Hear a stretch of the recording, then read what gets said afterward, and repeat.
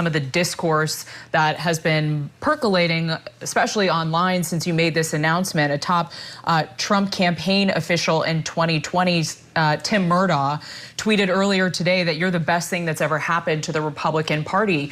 Do you think that your efforts may end up being counterproductive to the Democrats?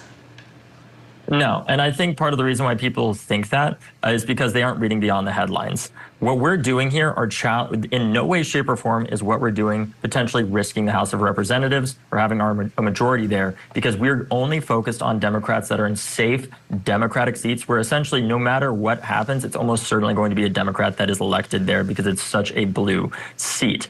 What I am concerned about is if we continue the current status quo that we're on. Because I hear all the time across DC, things are not going great. We need dramatic change. We need better messaging. Here's the deal, though.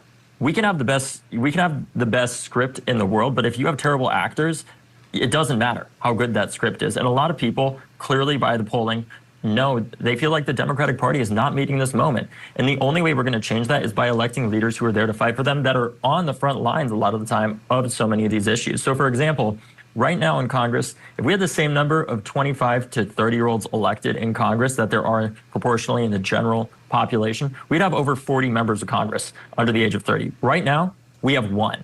That is a huge problem for the future of our party, because we know people like Lyndon Baines Johnson, people like FDR, people like even Joe Biden were all under 30 when they were first elected. And I believe a major reason why they became as effective as they did as presidents was because they were so young when they started. And it turns out when you start young, you know how to get things done. But unfortunately, right now, it is so much harder for our young people to get elected. And we need to make sure that we are giving them the space to get elected here. And our older members aren't just sticking around forever until they end up passing away in office, frankly, because that's not good for our party either. But we need to make sure that we win a majority for Democrats. And that is a major emphasis of what we're focused on here.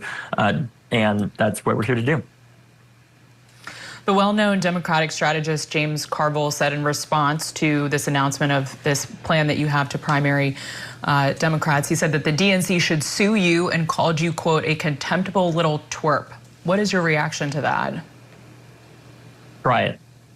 That is my reaction. I would also say James Carville has not won an election since before I was born. I think it's time to have new leaders in our party that are ready to meet this moment, because a lot of the people that are most critical of this plan are the same ones that had $2 billion to win an election and still lost. So I think the experts can save it, because it's time for some new ideas.